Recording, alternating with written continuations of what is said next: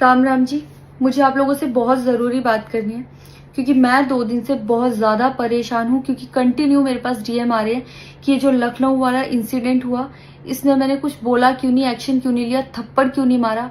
और कुछ लोग मुझे ही गलत समझ रहे हैं, कुछ मीम्स पे लिख रहे हैं कि ये तो हंस रही थी, मज़े ले रही थी। कि पब्लिक में कोई मुझे ऐसे टच करके जाएगा उसमें मुझे खुशी होगी, मुझे मज़े आएंगे। सारी बात ये थी कि जब इनका सॉन्ग के लिए मेरे पास कॉल आया तो मैंने सारी चीज़ें क्लियर कर ली थी कि इसमें ऐसा वैसा कॉस्ट्यूम तो नहीं है, कोई डबल मीनिंग लाइन तो नहीं है, और इसमें ऐसा वैसा सीन तो नहीं है। और मैं शूट पर गई, शूट पे सब कुछ नॉर्मल था, मुझे कोई प्रॉब्लम नहीं हुई। जब इन्होंने मुझे लखनऊ के इवेंट के लिए बोला तो मैंने हाँ बोल दिया क्योंकि मुझे शूट पर भी कोई प्रॉब्लम नहीं हुई थी। और जब मैं लखनऊ में गई, मैं स्टेज पर थी, मैं पब्लिक से बात करी थी, पवन सिंह जी ने मुझे बोला कि इधर कुछ लगा हुआ है। उससे थोड़ी देर पहले ही मेरी ड्रेस वो न्यू थी, साड़ी में नीचे टैग लगा रह गया था। तो मेरे दिमाग में आया कि शायद ब्लाउज का भी टैग लटक रहा होगा। मैं हंसकर उस चीज को दबा रही थी कि अगर मेरा टैग लगा भी है तो वो चीज जिस टाइम मैं पब्लिक से माइक में बात कर रही हूँ उस टाइम ना बोल के साइड में भी बोली जा सकती है, इसलिए मैं उस चीज को उस टाइम पे दबा रही थी। मैंने हंस के टाला, अवॉइड किया और फिर दोबारा बात करने लगी। वो बोले नहीं कुछ लगा है, नहीं कुछ लगा है।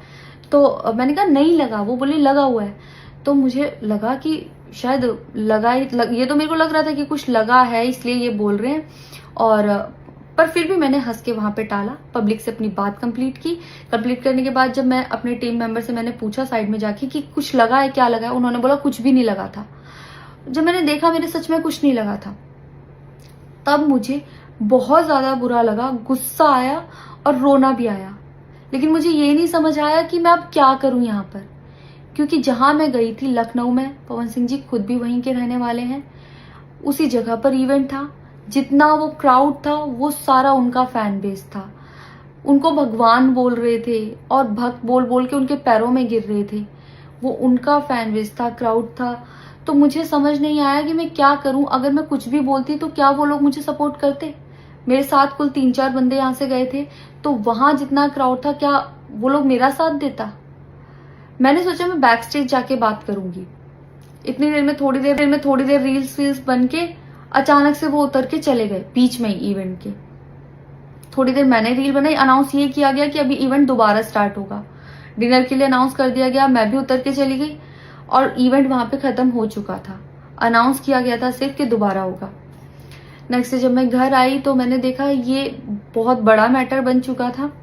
मैंने उन लोगों से कांटेक्ट करने की कोशिश की, किसी ने मेरा फोन पिक नहीं किया, ना ही उन लोगों ने फोन करके मुझसे हालचाल पूछा कि परेशान हो या कुछ भी नहीं, कोई हालचाल नहीं लिया।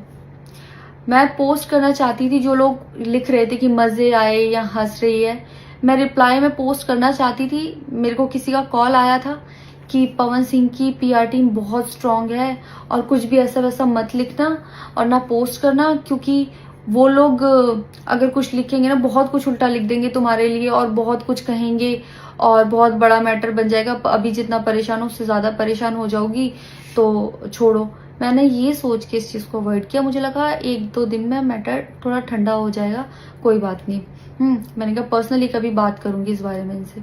लेकिन बढ़ता जा रहा है, ऊपर से ना उनकी तरफ से कोई रिप्लाई मिला और मुझे नहीं पता कि ऐसे में मुझे क्या करना चाहिए था और क्या करना चाहिए। आप लोग मुझे बताओ, मुझे ऐसे में क्या करना चाहिए। मैं बिल्कुल भी सपोर्ट नहीं करती कि हाँ ये चीज नॉर्मल है या इसको नॉर्मल समझूं। किसी भी लड़की को उसके बिना परमिशन के टच करना ही पहली बात बहुत गलत है, और फिर इस तरीके से टच करना तो हद से ज्यादा गलत है। यही सेम चीज अगर हरियाणा में हुई होती ना तो मुझे जवाब देने की जरूरत नहीं पड़ती, यहाँ की पब्लिक अपने आप जवाब दे देती, यहाँ की ऑडियंस फुल सपोर्ट करती और जवाब देती। लेकिन मैं उनकी जगह पर थी, वो यहाँ पे नहीं थे। इससे मुझे ये लेसन मिला है कि मैं भोजपुरी इंडस्ट्री में अब काम नहीं करूंगी। आर्टिस्ट हूं तो नई नई चीजें ट्राई करने का मन करता है कि ये भी ट्राई करूं, ये भी ट्राई करूं, ये भी ट्राई करूं। कुछ भी अलग सा आता है तो करने का मन करता है कि कुछ अलग होगा, कुछ नया ट्राई करती हूँ। और वो भी पवन सिंह जैसे सीनियर आर्टिस्ट के साथ कोलैबोरेशन थी तो हुआ कि हाँ कर लेती हूँ। होता है। अगर वो भी नहीं होते तब भी अगर कोई मेरे पास मराठी का भी प्रोजेक्ट आता तो मैं सोचती कि हाँ कुछ चेंज होगा, कुछ नया सीखने को मिलेगा, ट्राई करती हूँ।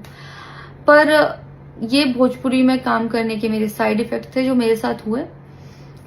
मैं अपने परिवार में, अपने हरियाणा में खुश हूँ, मुझे नहीं करना काम भोजपुरी में। पर आप लोग मुझे ज़रूर बताना कि इस सिचुएशन में अगर आप होते और आप वहाँ पर होते तो आप उस टाइम पर क्या करते और मेरी गलती कहाँ है। जय श्री राम।